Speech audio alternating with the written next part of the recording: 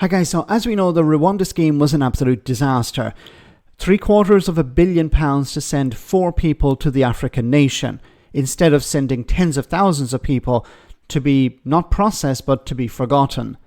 Now, the Labour government, of course, came in, got rid of the Rwanda scheme, and have now signed a deal with the French on a one-in, one-out scheme instead.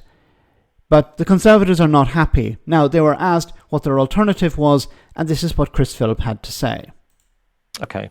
Well, why don't you take us through what else the Conservatives would do if they got back into power to get these numbers down? Obviously, a lot of people listening to this will say, well, you had 14 years, you didn't do it.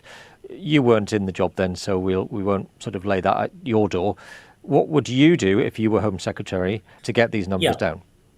Well, we would introduce a 100% removals deterrent, meaning that not just 6%, but 100% of illegal immigrants arriving over the channel would get removed without judicial process, no appeals, no activist judges, none of that nonsense, would get removed either straight back to their home country, if safe, or to a third country, such as Rwanda, but it doesn't really matter where, immediately.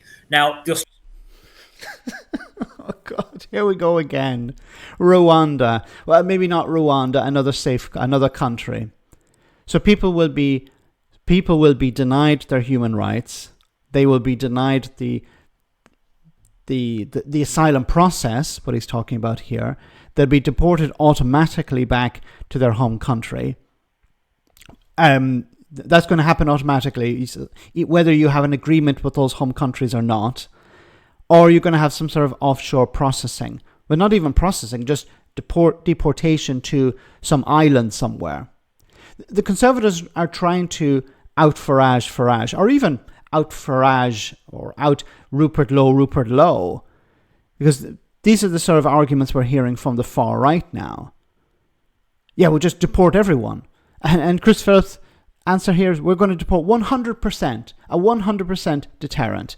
It's nonsense. Australians did that about 12 or 13 years ago when they had a similar problem. They used a little island called Nauru rather than Rwanda, but the principle was the same. And what the Australians found with their Operation Sovereign Borders is that within, I think it was a very short space of time, like a few months, less than 6 months, the crossings stopped completely because illegal immigrants didn't bother attempting the crossing, knowing they would wind up in this little island called Nauru. So we would do that. Now, we had that ready to go just after the election. If you remember, there were a number of court challenges. You asked why it wasn't done.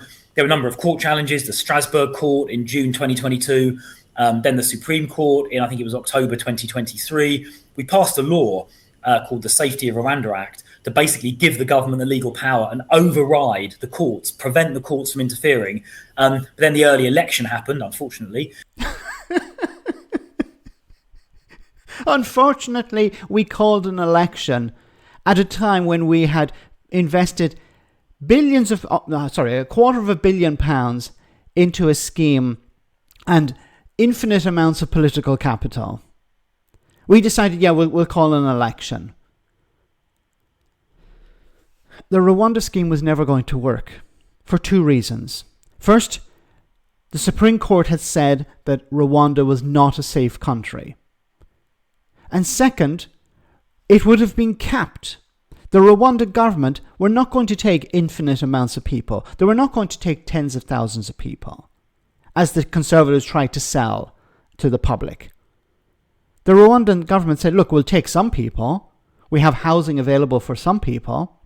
But at the end of the day, they ended up selling those houses on to somebody else, getting rid of them, because the UK government was not sending anyone over. The Tories, with their majority, were not sending anyone over. Now, the Tories, of course, were saying, it's Labour's fault because we're not sending anyone. But they had a majority.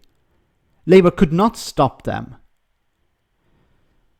They're a joke. And then Keir Starmer cancelled it. The first plane to Rwanda was due to take off.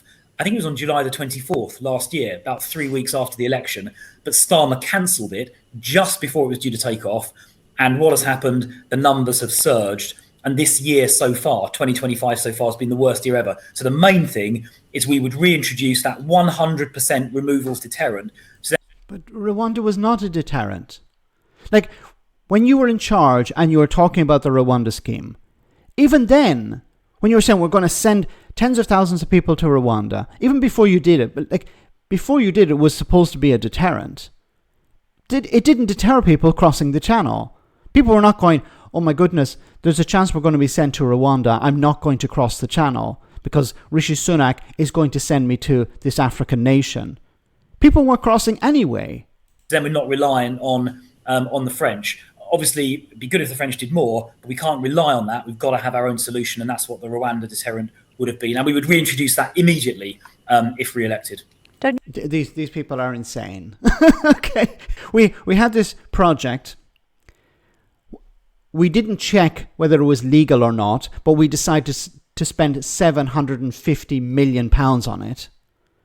We didn't check to see whether it was legal or not, but we signed an agreement with Rwanda. We sent home secretaries there for photo opportunities. We booked accommodation before checking whether it was legal. And now what we want to do is do it again. You know it's not legal, but what we want to do is reintroduce the same plan.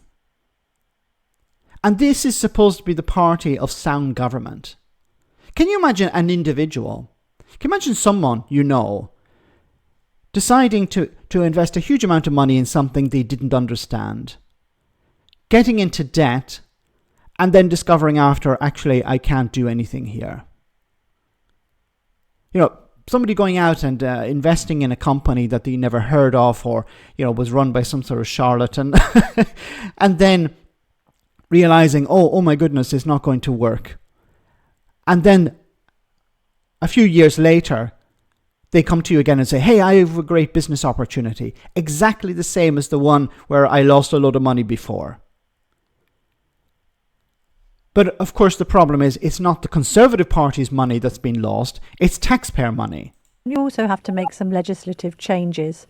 I know you're not going to write the manifesto now, but could you just confirm whether you would consider the following? Leaving the Refugee Convention, yes or no? Yes, that is, okay. Everything's on the table. All right. They're pandering to the far right here. So they want to strip away protections for British people as well. They say, well, leave the European Convention on Human Rights, leave the Refugee Convention. Oh my goodness. It's about pandering. And including clarifying in domestic law how those obligations should be interpreted. Because, of course, people who are in genuine need, who have come here either legally or directly from a place of danger, would want to protect. But you're talking about sending everyone back.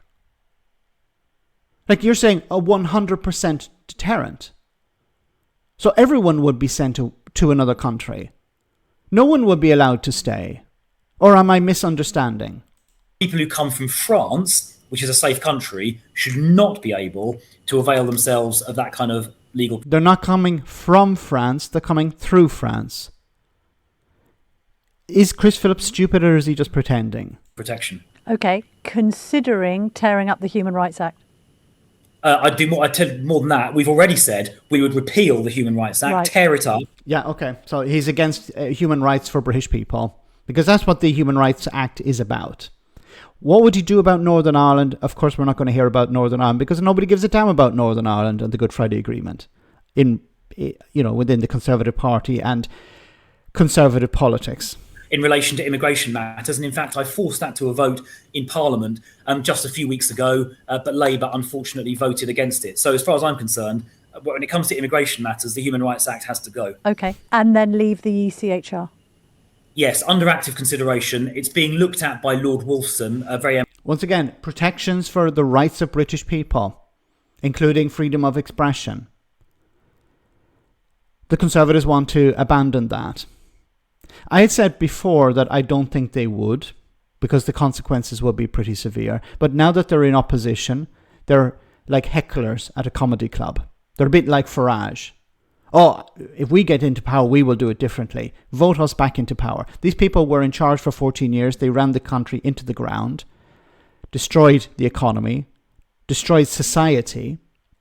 They want another crack at it. They spent almost £750 million on a failed immigration system, and they want to be handed the cash again. But remember, it's not their money, it's somebody else's money. Which is quite funny, because isn't it Thatcher who says that socialists run out of other people's money? I think the Conservative Party should be fined every time they make a mistake. Every time they spend money wrongly, or when they did, they should have had to reach out to one of their donors to compensate the British taxpayer. You know, £750 million. Conservative MPs should have had a whip round to cover this cost, because it was their failure. Instead of actually checking whether it was legal, checking whether it was possible, no, they went ahead with it. They're a joke. They should be nowhere near the levers of power again. But unfortunately, so many people have a very short memory. Let me know in the comment section, guys, what you think, and I'll see you in the next video.